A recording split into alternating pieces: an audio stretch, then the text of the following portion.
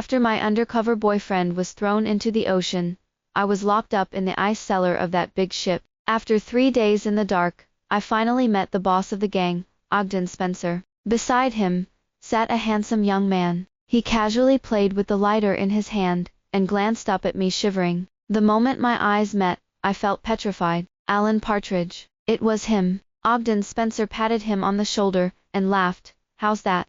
Is this your cup of tea?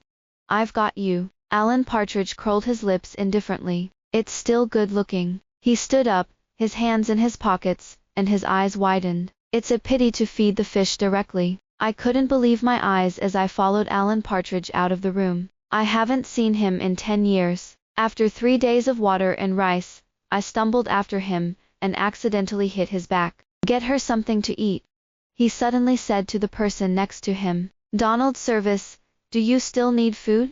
It's not like you're done play. The bald man next to him hesitated. Who can be interested in this starving ghost?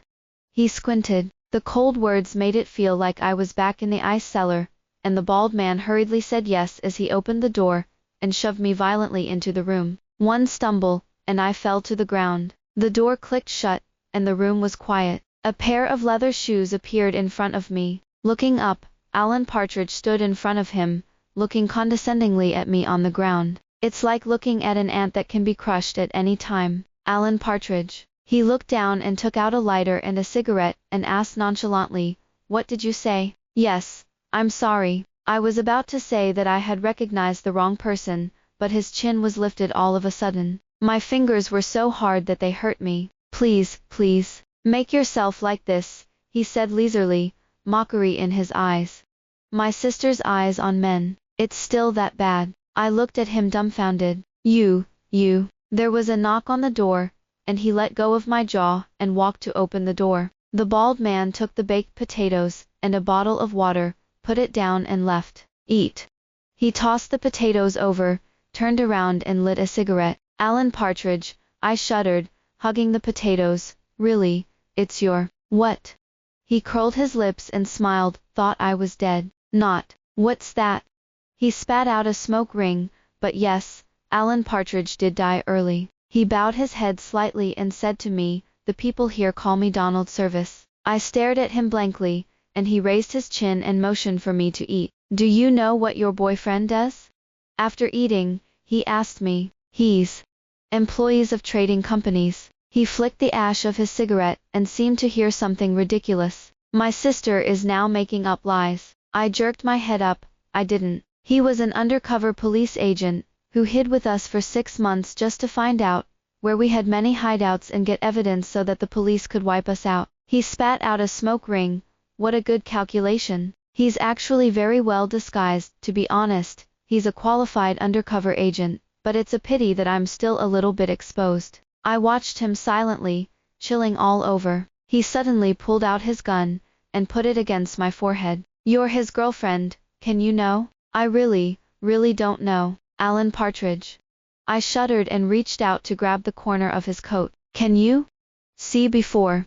Let me go, I really don't know anything. He laughed. Sister is really NAVE, this ship has long been on the high seas, let you go, how to put it? Throwing you into the sea. He spat out his cigarette and continued to point a gun at me. Mabel Marjorie, if you get on this ship, no one will be able to walk. Why? Tears kept flowing down my eyes. Why do you do such a thing? You are clear. It's not supposed to be like this. He was silent for a while, then smiled again. Isn't that simple? He said, whoever gave me life, I will give my life. That day, Alan Partridge didn't touch me or kill me, because after he said that, I fainted with a fever. The 3 days in the ice cellar made my body seriously overdrawn, and in a daze, it seemed as if someone had carried me to take a shower and change into dry clothes. I had a dream. I dreamed of the years when Alan Partridge and I were younger. I dreamed of a fair-faced teenager standing in front of my house, carrying a school bag and calling me to go to school together. I dreamed that he suddenly fell ill at my house, and my mom and I rushed him to the hospital. I dreamed of going to an amusement park with him, and my parents, his mom, Benson, were watching us laugh as they were. Benson smiled and said he was going to marry my family, and Alan Partridge blushed uncharacteristically. Later, the dream turned around, and those laughter and laughter were gone, replaced by incessant abuse and beating. Because Alan Partridge's dad is back from prison. It was also from that day that Alan Partridge's house, which had always been quiet, began to have fierce beatings and scolding from time to time. The woman's cry was mixed with the man's unbearable swear words, so that the night in the small building was no longer silent. At first, neighbors, including my mother, would come to dissuade me, but Alan Partridge's father came out with a knife a few times, and no one dared to go. It was only then that I heard all kinds of rumors in the neighborhood and learned that Benson had been setting up a stall during the day and working in a song hall at night. Just by setting up a stall, how can you pay for that child's medical expenses? The neighbors sighed as they shook their heads. Later, it was blood all over the ground. Benson collapsed in a pool of blood, and Alan Partridge's dad was nowhere to be found. That day, Alan Partridge and I were supposed to go to see the rape flowers together after school, but our parents hurriedly called home. Sirens, noises, cries, chaos. It was only Alan Partridge who quietly crossed the cordon and picked up Benson. I heard him calling Mom over and over again. Later, Alan Partridge also disappeared. I woke up to find myself in bed. The clothes have been changed and the quilt is new. The dream was empty and real, and my head was still groggy, so I pinched my palms and looked at the ceiling with my eyes open for a long time before I woke up. There was a box of medicine next to the bed, and the medicine was all in English, and when I looked at it, it seemed to be a fever reducer. Click, the door opened. But not Alan Partridge. A woman with a big wave walked in, hot soup in her hand. Yo, it's really a miracle medicine, so you're waking up. She approached, put down the soup, and looked at me with interest. Lucky for you, I've heard that the Donald service is quite happy with you, so you don't have to feed the fish yet. But, she looked me up and down, laughing, so he likes this. Innocent girl. No wonder Ogden Spencer didn't want to send him several good materials before. Ogden Spencer thought he couldn't do it. Are you? She shook her head. I'm the woman of Ogden Spencer, and everyone calls me Chloe. There aren't many women on board, so you can find me for anything, she said to me before leaving, but, a word of advice, don't try to get revenge on your boyfriend or anything. Follow Donald's service well, and maybe your life will be longer. I was silent and nodded. The door is closed. I lifted the covers and stepped out of bed. Actually, I don't know if this timely high fever saved my life, because all Alan Partridge's doubts about me, that day, were true. My so-called boyfriend is actually my colleague, and I, too, I'm an undercover agent. The two of us pretended to be a couple to make his identity less suspicious. The colleague was very experienced and adaptable, and it was clear that everything was going well, but at the last moment, he was caught by Ogden Spencer. They stunned us, took the boat, threw my colleagues into the sea in front of me, and then locked me in the ice cellar. My colleague died, and I thought I was going to die. Who knows, I actually met Alan Partridge here, and his identity, the Donald Service, which we have investigated for a long time, is the brains of this group and the most powerful right-hand man of Ogden Spencer. I met Alan Partridge for the next few days. Although he didn't allow me to call him Alan Partridge, and wanted to call him Donald Service, like everyone else, I knew that he had some nostalgia for me. Otherwise, he wouldn't have let me, an undercover girlfriend, live. I, on the other hand, will try to survive on this ship until the day I return home. Alan Partridge was the only straw I could grasp. I began to desperately remember our past, deliberately trying to please him, but he remained unmoved. Until one day, I asked Chloe to borrow the kitchen, and made him a plate of fried shredded potatoes. This is his favorite dish in my house before. When I served it to him, I deliberately exposed the oil-burned blisters on the back of my hands. His gaze lingered on the back of my hand for 3 seconds, but instead of showing even a hint of distress as I thought, he looked at me mockingly. Sister, he leaned back, is that all you want to please me? Deliberately burn yourself? What? Do you want me to feel sorry for you? What do you think? He laughed. Use our past relationship to please me, and let my guard down, and then what? Revenge for your boyfriend. Call the police and have someone arrest us. Sure enough, he was still too smart. I shook my head. I just want to survive. I looked up and met his eyes, Alan Partridge, I'm trying to please you, just trying to survive." He probably didn't expect me to be so honest. After a few seconds of silence, he gestured to the dish. "It's just this level, but it's not going to work." He hung his eyes. "This is much worse than Auntie's." Then, I bit my lip. "What do you want me to do? How did you get along with your boyfriend before?" He suddenly laughed. "And let me teach you." The air was quiet, and the minutes passed. I got up and walked up to him. After a split second, I lowered my head and kissed him on the Adam's apple of his neck. He froze. For a moment, he jerked my chin. "So good at flirting with men. Did he teach you?" "No, there is no." Before I could finish speaking, the strong smell of smoke took over my throat, and I tried to cough, but he pressed his head firmly with his hand. It didn't take long for him to let me go. I gasped for air. "Sister." He lifted my chin, and there was not the slightest warmth in his eyes. "It's going to be a lot." That day, I offered to make overtures, and Alan Partridge looked angry. But from that day on, he lived in this room. I behaved very well behaved, and obedient. He kissed me, I cooperated with him, he hugged me, and I obediently let him hug me. One night, when Alan Partridge hadn't returned to his room late, I thought about it and went to look for him on deck. I saw him with Ogden Spencer, leaning against the railing and smoking. "That little girl, don't you really like it?" "Reluctant. It's very pleasing to people. Anyway, the ship is boring, so let's keep it first." "Dude," Ogden Spencer patted him, "you'd better be careful. It's the policeman's woman after all." "I know. Women, sometimes it's terrible." Alan Partridge smiled, mixed with the sound of the sea breeze that I couldn't hear. "He seems to be saying, yes, it's scary." The two smoked for a while, and Ogden Spencer left. I was hesitating to step forward when I heard Alan Partridge's voice. "Come here." I didn't move. "How long do you want to hear it?" Resigned to his fate, I grabbed my windblown skirt. I didn't plan to eavesdrop.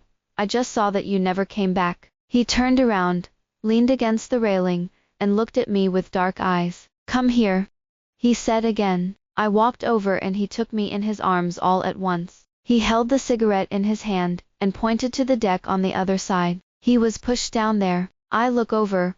Where? Who?"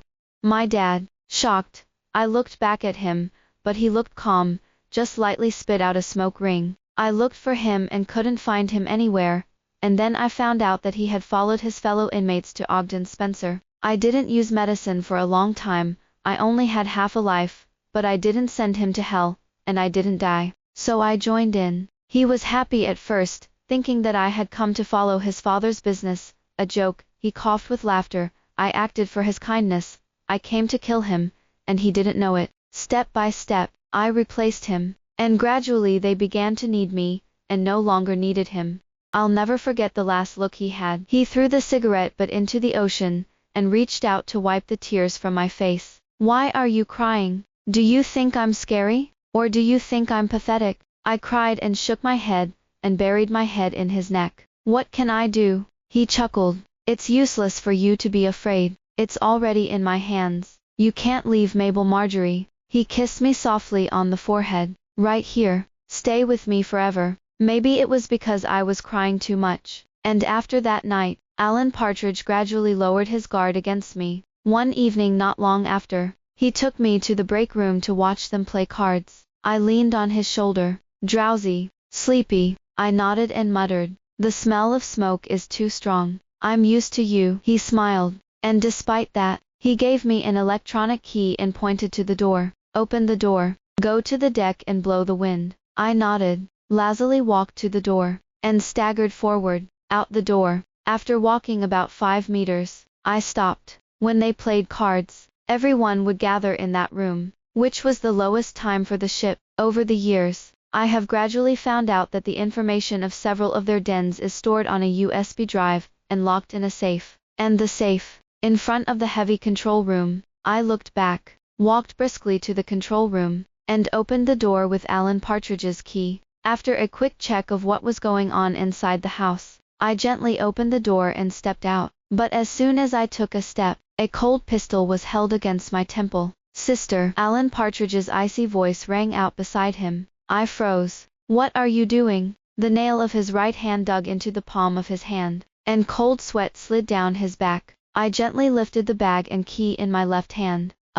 Seeing you cough, thought you said about this room. I have the medicine you always take, so I want to get some and keep it ready. There was a moment of silence. He didn't put down the gun in his hand, but slowly walked in front of me. The four looked at each other, and his eyes were bottomless. Sister, do you know what conditions are most needed for an excellent undercover agent? He opened his mouth suddenly. I looked at him steadily. It's to find a way out and an excuse for yourself in advance when you're in danger. You know what? He shook his head slightly. At times like this, I'd rather see you scared to the point of panicking, saying that you were just curious and casually going around. So you took the key and opened the door, instead of acting like a full-fledged undercover agent, as you are now. My heart sank. Hey, what's going on? A female voice broke the standoff between me and Alan Partridge not far away, and Chloe stepped on his high heels and helped a slightly drunk Ogden Spencer to him. She tilted her head, looked at Alan Partridge, and then at me. Didn't you say you're going to get medicine for Donald Service? Why are the two of them more than they are shot? Alan Partridge's hand with the gun moved imperceptibly. What medicine? He asked in a deep voice. Hey, Chloe shrugged. It's your usual medicine. And when she came out just now, she asked me if it was in this room. The pistol slowly lowered. Ogden Spencer was a little drunk, and he pulled Chloe away, leaving only me and Alan Partridge in the hallway. His expression was obscure, and he stayed for a while, then held out his hand to me. Come here. My eyes were red and I stood still. He sighed, stepped forward, picked me up in one fell swoop, and walked in the direction of our room. Once inside, he threw me on the bed, turned his back to me, and pulled out another cigarette. Stop smoking, I whispered. It's not like you don't know what your own body looks like. His hand paused to light the cigarette, but he lit it anyway, and took a deep breath. You won't be allowed to leave this room without my permission. With that, he raised his feet and was about to go out. Alan Partridge. I stopped him, and the corners of his eyes were really sour. His hand to open the door paused. You can't accept it. Do I really want to be nice to you? He turned his back to me, and didn't look back. I know it myself. After a while, he said, not that qualification. Alan Partridge is out. The moment the door closed, I closed my eyes. Indeed, every time he guessed, said, and doubted, he was right. An experienced undercover agent will find a good way out, an excuse for his behavior in advance. But a good undercover agent will definitely not look for just one. The reason why I came across Chloe while wandering down the hallway just now was not by accident, but by design. The purpose was to make it public and rationalize the reason why I entered that room. It is also to take advantage of the normal psychology of ordinary people. If I am really snooping on some secrets, it is impossible to tell others so openly and generously. But Alan Partridge, after all, is not an ordinary person. He's too smart. Just like when he was in school, he often missed classes due to physical reasons, but he still always maintained the first place in the grade and the second place in his score. He can easily do problems that others can't, scratch his ears and cheeks, and casually win the first prize in the national physics competition. If it hadn't happened, I think, he would have been sent to the best university in the country to become the astrophysicist he had always dreamed of. However, there is no if. The current Alan Partridge, the still smart Alan Partridge, is finally on the opposite side of me. After that, Alan Partridge didn't let me go out of the room again. Every time he left the room, he would lock the door from the outside. At night, he would take out a silver handcuff me to the side of the bed, and carry me to sleep. I know that he is afraid that I will do something while he is asleep. After all, he still doesn't trust me. Chloe would come over to see me sometimes, and since I couldn't get out, she said she was bored with no one to talk to. Since it's a misunderstanding, let's take a soft break with Donald Service. If you want me to say, Donald Service is very good to you. After all, you are from a bad background. What is your ex-boyfriend? And it is only natural that he is wary of you. What about you? I asked her. How do you and Ogden Spencer get along? She had always been very aggressive, and now there was a hint of blush on her face. Ogden Spencer is very good to me. I'm content, She said that she originally majored in chemistry in college, but when she graduated and applied for a job, she was deceived into going to Southeast Asia, and her parents in her hometown have always only cared about her two younger brothers, and wanted her to go overseas to make money, and buy a house for her two younger brothers to marry a wife. When I arrived, I found out that it was there to commit telecom fraud. If it weren't for the fact that Ogden Spencer came to our meeting and talked about making bombs, I would have interjected 2 sentences, and I'm afraid I'd still be talking on the phone every day. She sighed and played with her red nails. Bomb? Yes. She seemed to be half joking. Don't you believe it? I can really make a bomb. I can stay with him, but I can rely on real skills. So, have you ever seen them feed the fish? She shrugged. I've seen it. Aren't you afraid? The first time I was a little scared. Then I wasn't scared. Heck, it's the same if you've seen too much. She thought for a moment. But you don't necessarily see it. Why? Because Donald Service has never been involved in these things. Oh, except for his dad's. She lowered her voice. To be honest, I was there when Donald Service's dad was thrown into the sea, and I was scared to see Donald Service so calm. But who knew that he didn't come later? And Ogden Spencer didn't care, saying that there was a specialization in the art industry, and the Donald Service contributed mainly here. She smiled and pointed to her forehead. Besides, isn't he not in good health? I guess I won't see blood. It's not that he can't see blood, I muttered. What? Chloe tilted her head. Nothing. I smiled and shook my head. A few days later, Alan Partridge told me that the boat was about to come to shore. It was a fine night, and he was standing on the balcony of my room with me in his arms, brushing my wind-blown hair. What about after you land? Where are we going? A small island in Southeast Asia, and I have a villa on the island. His tone was soft, like a child. In the future, will we make it our home? He kissed my hair and said, it's all our people there. It's safe. We can have a lot of children there, and the family will live there for the rest of us. Okay, I don't want children. Don't overdo it. Why? When you have a child, will you not do it? I asked rhetorically. He was silent. I looked up and looked at him quietly. Have you ever wondered, what if you get caught? What if my child is in poor health like you?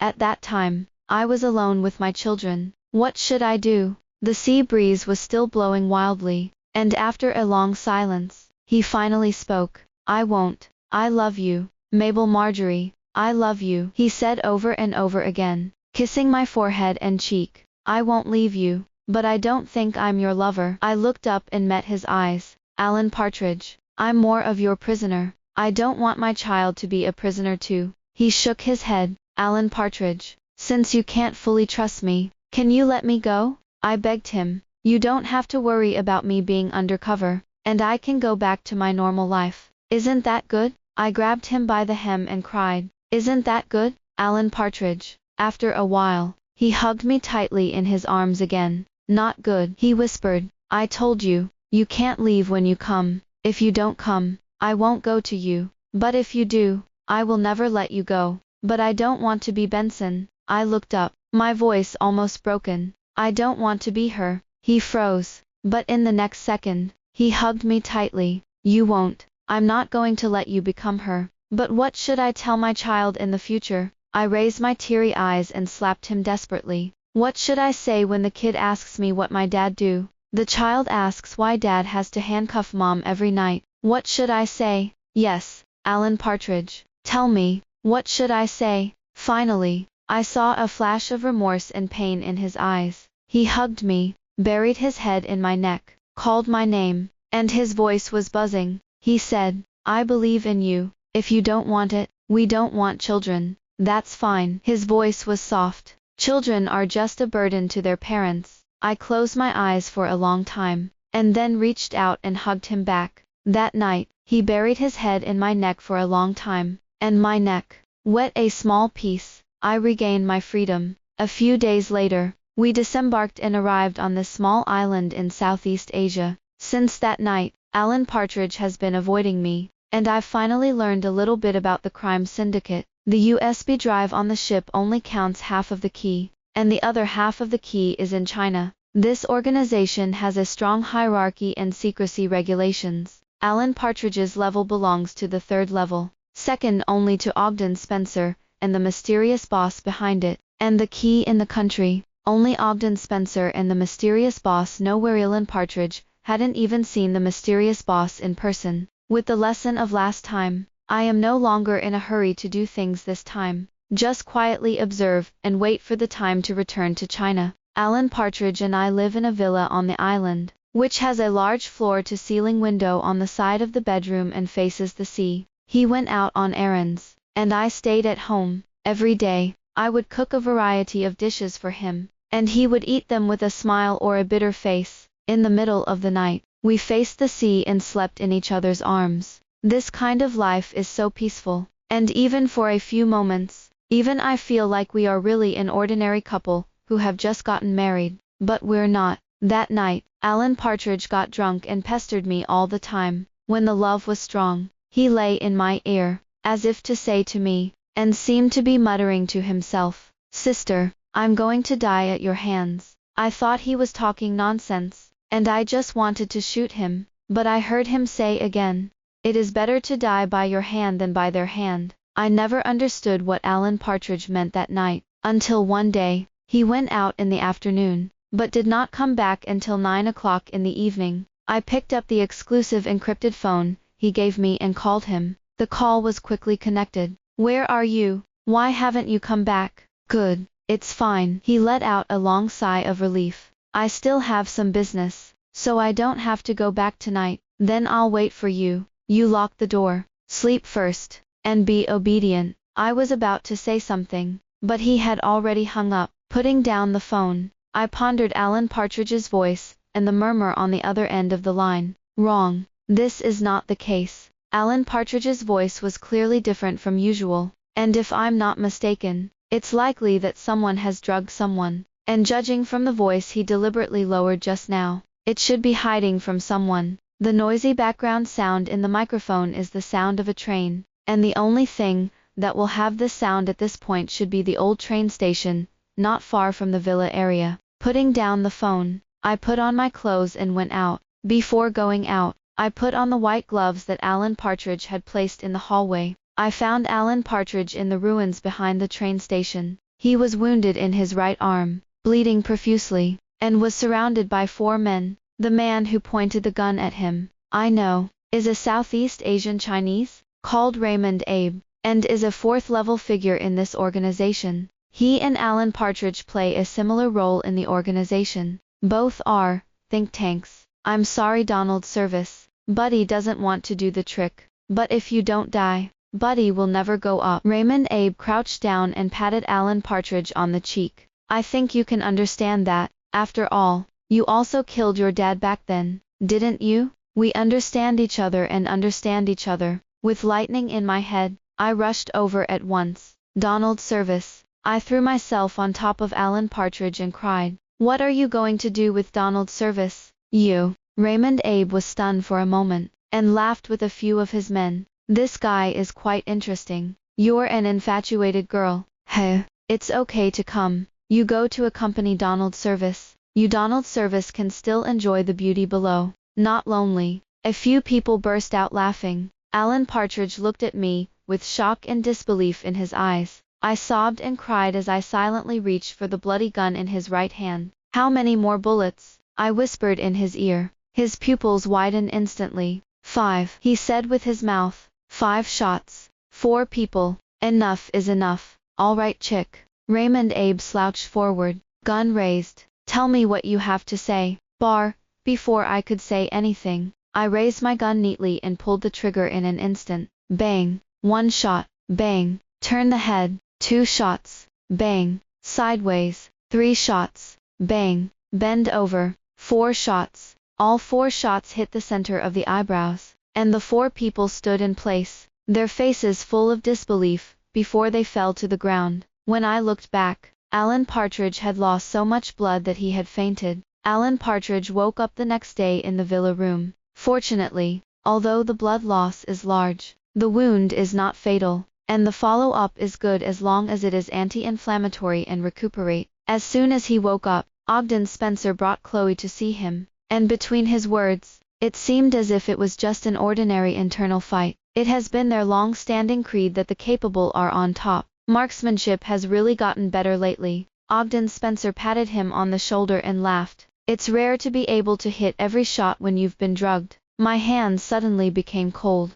and I looked up at Alan Partridge, only to see him smile helplessly. After all, in that kind of survival situation, if you don't hit, you die. Indeed, you have unlimited potential. Ogden Spencer laughed and gave him a thumbs up. After all the visitors had left, I sat on the edge of my bed and peeled apples for him. Neither spoke. That is, until Alan Partridge raised the gun in his hand and pressed it against my forehead again. I froze, put down the apple, and looked up at him. He looked at me too. You say, he opened softly. This time, how am I going to convince myself that you're not undercover? He smiled, but his eyes were close to self-deprecation and sadness. What a good female undercover agent can not only protect me at that juncture, but also be able to play without missing hair, and kill 4 men who have been fighting all year round. I watched him quietly. That's right, what you have always guessed and doubted. There is nothing wrong with it. I took a deep breath.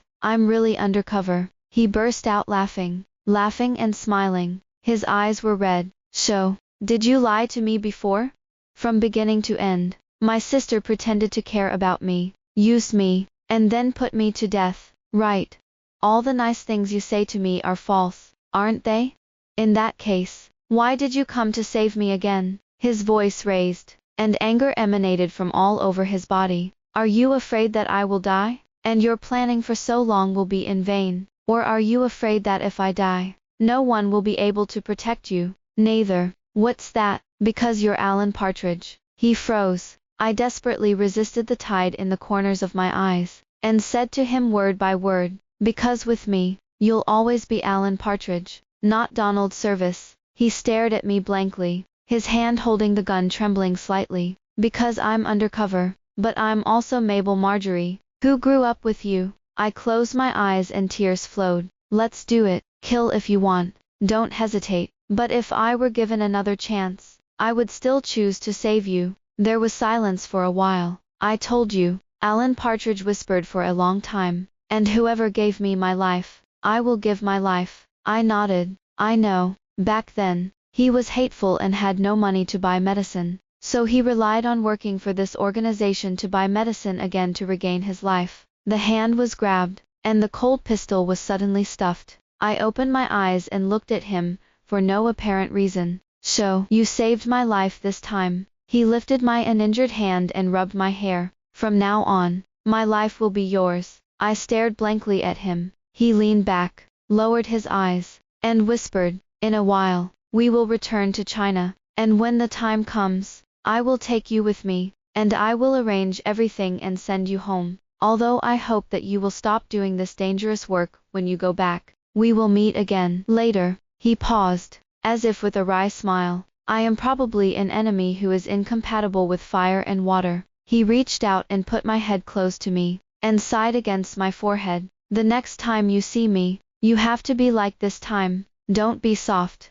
You know, you saved this life, and it's no pity to die in your hands. I was silent, pushed him away, unloaded the gun's magazine, and tossed it aside. You, Alan Partridge, I didn't save you to kill you in the future, and I'm not going home by myself. He froze. I grabbed his cold hands and looked into his reddish eyes. If you want to go back, let's go back together. Go home. After a while, he muttered, yes, go home. He shook his head and smiled bitterly. Sister, I can't go back. I can't go back for a long time. You're alone. Maybe you can't go back. I clenched his hand tightly. But I'll take you back. You forgot. When you were a child, you got lost or hidden. Every time I can find you, and take you home. Alan Partridge looked at me steadily. But I've been in the dark for too long, and I've been filled with sins, and I can't wash them away. No. I shook my head. Trust me, as long as you're willing to turn back. It's still too late. In the middle of the night, he opened his mouth, his voice trembling slightly. Really? Can you go back? I nodded, threw myself into his arms, and hugged him tightly. You can go back, Alan Partridge. Just like you said you would never let me go. I will never leave you alone in the dark. This time, I'm here to take you home. About a week later, we got back on that boat. Everyone in the organization had listening software installed on their communication devices. And when I was about to arrive in China, I took my Alan Partridge mobile phone and called Jerry Wodehouse from the police force, saying that I wanted to bring my boyfriend back to show Dad. After we returned to China, we planned to take the USB drive on the ship to the police for copy and analysis, and then seek an opportunity to get the information in another USB drive. The night before we arrived in the country, Alan Partridge and I stood on the balcony of our room, looking at the stars, the moon, and the sea. I have a great responsibility for the sacrifice of your former colleague, and although I cannot alleviate my sins,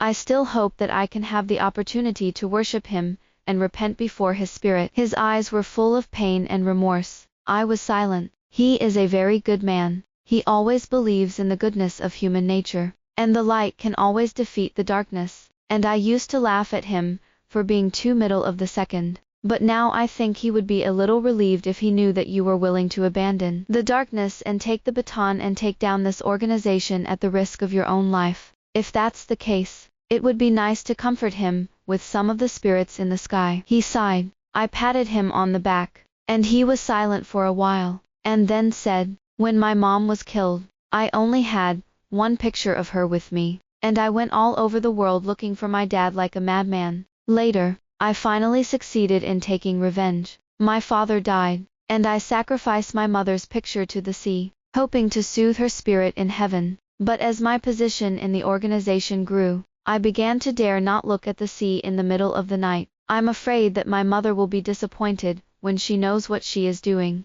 and she will not want to recognize me anymore, and she will scold me severely, and I dare not die, because I dare not see her. Benson won't. That woman, in my impression, will always be a gentle appearance?" Alan Partridge shook his head. She gave me the word Alan back then, hoping that I could live in the sunshine and live brightly, and not follow my father's old path. But in the end, I still walked the same path as him. "Alan Partridge," I said, turning back, holding his face, word by word, "you and him, not the same, never the same. I don't know if Benson will agree with what Alan Partridge has done to avenge her, but I do know that Alan Partridge was never a hopeless person. He has feelings and a conscience, which is why he struggles in the dark and cannot be freed." The sea breeze blew softly, and he hugged me. You know what? At that time, I didn't dare to look at the sky. He looked up. "Why?" "Because when I see the stars and the moon in the sky, I will think of you." I put my hands on the backs of his hands and leaned into his arms. "That's why I'm looking for you. Perhaps this is really fate." Even after 10 years of separation, I found him. The stars and the moon still found the sun in the end. I looked at the sky. "Alan Partridge, I will wait for you to make meritorious contributions, for you to be rehabilitated and released from prison, for you to re-enter college, for you to realize your dream of becoming an astrophysicist, for you to stand in the light and do more and more good things for society." He nodded, chuckling softly. "You remember that I wanted to be an astrophysicist?" "Of course. Do you know why I want to be an astrophysicist?" "Why?" He lowered his head and whispered in my ear. "Because the shining stars and moon are beautiful." Back home, Alan Partridge and I went along with the plan. He became an informant for the police, and we secretly made a copy of the ship's USB drive and returned it back to Alan Partridge's level in the organization, without arousing suspicion. Based on the limited information on the USB stick, we designed a bureau to pretend to make a mistake in the plan of a clearance operation. Alan Partridge perfectly intercepted the police raid, allowing one of the major smuggling dens to be moved in time to avoid the fate of total annihilation. After this time, his status in the organization has been further enhanced, and the mysterious boss behind him decides to meet him in person as a tribute.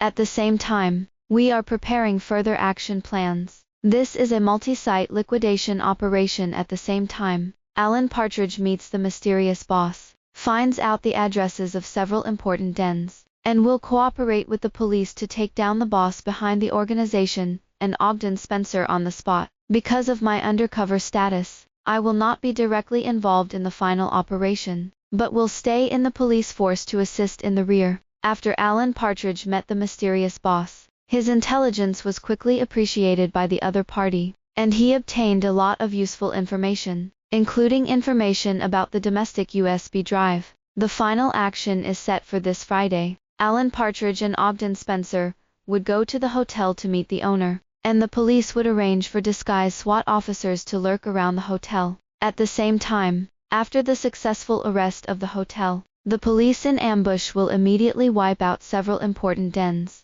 I stayed in the bureau, and my heart was full of worries and nerves than if I were an undercover agent. After all, I've seen how ruthless the people in that organization are. Worried for both Alan Partridge and all the colleagues involved in the operation. Time is tormented every minute and second. Finally, at 3 o'clock in the afternoon, Jerry Wodehouse phone called. Colleague opened the public. Colleagues, the operation has been successful. The room was quiet for a moment, and then cheered. You know, everyone has paid too much for this day. Ogden Spencer was shot at the police and killed on the spot, and the boss behind the scenes was caught red-handed with conclusive evidence of the crime. The wiring colleague continued to talk to Jerry Wodehouse on the details, while I stroked my chest and gasped for air. The operation was successful. It's just wonderful. Mabel Marjorie. Out of the blue, my operator beckoned. Jerry Wodehouse is looking for you. I hurried over and put on my headphones. 20 kilometers. In the headphones, the sound I was familiar with. Sister, Mabel Marjorie.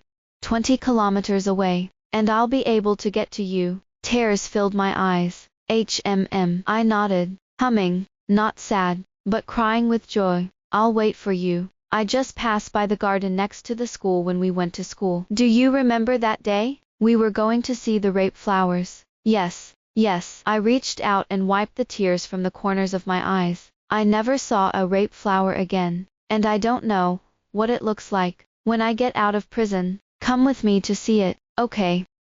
Tears streamed down my cheeks, and I repeated, okay, pull the hook. I'll go. What are you crying about? He smiled on the other end of the phone. I will work hard to make another meritorious service and reduce my sentence, so that you can wait for me for a few more years. Okay. When I put down the phone, I couldn't stop crying, because I know, my childhood sweetheart, my Alan Partridge, he's back, completely prepared the land, and came back. 20 kilometers. According to the current road conditions, it only takes 40 minutes by car. While I was waiting, I went to the bookstore next door and picked up a book on astrophysics. I would like to give Alan Partridge as his first gift back home. But when I returned to the bureau from the bookstore, I found that the room was not as calm as it had just been, but was in chaos. What's going on? Something's wrong. There's a woman with a car full of homemade bombs to blow up Central Park. What? Jerry Wodehouse side is the closest, and he's already led someone there. A policewoman ran in. The suspect has been investigated. His name is Chloe, 27 years old, suspected to be the mistress of Ogden Spencer in the organization. I hurriedly took it, and when I saw the photo, I was shocked. In this operation, we all ignored one person, Chloe. At this moment, a loud noise was suddenly heard in the distance. Smoke billowed from the sky, and a mouthful of sweetness suddenly welled up in my throat. As soon as my eyes went black, I fainted. When I woke up again, I was in the hospital. Jerry Wodehouse and a few police officers gathered around my bedside. Grim-faced, Jerry Wodehouse. I quickly sat up, stammering, explosion. Rest assured, the suspect in the explosion has been arrested, and there are no casualties at the scene. That's good. I looked around. What about Alan Partridge? Is it in the bureau? Several people looked at each other a few times, but did not answer. I smiled, looked down and laughed at myself. Really, why am I so useless now? I can faint. When I am startled by the explosion, I am going to be the first to greet you, and I will give Alan Partridge a book. Is he frightened when he hears that I have fainted? Did you see the book one bought for him? Mabel Marjorie. Jerry Wodehouse sat down and interrupted me. There's something I need to tell you, he whispered. What's the matter, Jerry Wodehouse? Why is it so serious? Isn't the operation a success? There were no casualties. The explosion. Alan Partridge is dead. I froze where I was. Whoa. What? The situation was so critical that we had subdued the suspect, but she had already started the countdown to the explosives. The countdown is only 5 minutes, and there is a children's activity being held in the nearby Central Park, and there are thousands of people, and there is no way to evacuate within 5 minutes. She was driving a modified car from before the Ogden Spencer, and any wrong button in it could activate the explosives. The only one who knows that car is Alan Partridge. He took the initiative to stand up and say let him come and drive away. He was really smart, quickly judged the power of the explosives and the nearest safe location to detonate, drove the car to a broken bridge on the beach where no one was around, and when he was about to evacuate, a group of elementary school students suddenly came not far away. In order to save the team of primary school students, he did not leave in the end, but stepped on the accelerator in the last 10 seconds and rushed from the broken bridge to the sea, and the car finally exploded above the sea, and the team of primary school students were rescued without any casualties. He saved thousands of people with himself. Alan Partridge is dead, leaving me with nothing. His life was forever 20 kilometers away. The explosion was so complete that he didn't even leave his ashes. After I was discharged from the hospital, I took a long vacation. After my parents retired, they settled in a livable city in the south, and they had already asked me to live there when I was on vacation. When I was packing, I realized that I didn't even have a picture of Alan Partridge. I called my mom and asked if she had any pictures of me and Alan Partridge when we were kids. You forgot. Didn't we all move after what happened to you, Benson? Our moving company was unreliable, and we lost a big box full of photos and albums. It's annoying to think about it now. I didn't get an electronic version at that time. I lost all the photos before I moved, and now I can't find what you looked like when you were a child. Hanging up the phone, I stared out the window. He had left a mark on my life, but now he had disappeared quietly. Aside from the unsent astrophysics, there seemed to be nothing else to prove his existence. The following spring, I went to prison and saw Chloe. She is disgraced and has long lost her former demeanor. On the other side of the earpiece, she still smiled without remorse. Mabel Marjorie, you killed my man, and I killed your man. Let's settle it. I really don't know how you brainwashed Donald Service into making him a traitor, she said viciously. Mabel Marjorie, I should have fed you to the fish in the first place. He's not Donald Service. He's Alan Partridge, I whispered. What's the difference? He's in the order, too. So what's the difference between him and us? She shrugged. He's not like you. I took the microphone and looked directly into the glass. Close eyes. You want thousands of people to be buried for personal vendettas, and he would choose to sacrifice himself to save thousands of lives. That's what makes you different. I don't understand. She scoffed. Betraying the order, sacrificing yourself to save others. Where the hell is it? You don't understand. That's because you never know what it's like to yearn for light in the dark. She froze. When visitor time was over, I hung up the phone and turned to leave. Chloe was still banging frantically on the glass in the back, and saying something I couldn't hear and didn't want to hear anymore. I don't think I'll ever come here again. In the afternoon, I went to the beach. At the site of the explosion, the broken bridge was demolished and turned into a small park, where large fields of rape flowers were planted. Not far away, a small platform was set up, which seemed to be holding an outdoor speech event for children. A little boy hurried past me, the letter in his hand falling at my feet. I picked it up, and saw that it was a speech. The title of the speech was, My Dream. The parents of the little boy hurriedly stepped forward to apologize. I'm sorry to disturb you. The child dropped the manuscript in a hurry. It's okay, I smiled, handing the boy the manuscript and touching his hair. What's your dream? My dream is to be a scientist. I laughed and said, that's amazing. Come on, Jerry Wodehouse. Why are you so slow? A little girl stood not far away with her waist crossed. Wait a minute, this aunt asked me what my dream was. The little boy shouted back. The little girl ran over with a grin. His dreams are not fun. Auntie, guess what? What is my dream? What is it? The little girl was mysterious. I'm going to do it. Police. I was stunned. Can you catch the bad guys? Just a little man. The little boy pouted. What's wrong with being small? When did you get beaten up, and I didn't help you get it back? The little girl glanced at the little boy with disgust. If I become a policeman in the future, won't I be able to better protect you? The organizer was taking the roll call, and the two of them hurriedly said goodbye to me and ran over in a fight. When I saw the group of children in the distance, I suddenly realized that Alan Partridge didn't leave me with nothing. He left hope. My childhood sweetheart, Alan Partridge, was born in 1995 and died in 2022. He studied well, was smart, and always dreamed of being an astrophysicist. The land he protected before he died. In the spring of the following year, bloomed a large area of beautiful rape flowers that he had always wanted to see, but never saw. Children are in a sea of flowers, depicting dreams and imagining the future. I think he should be able to see his mother after seeing this scene. This story has ended. Everyone is welcome to subscribe to the channel to get the latest content at any time, and a large number of novels are updated daily.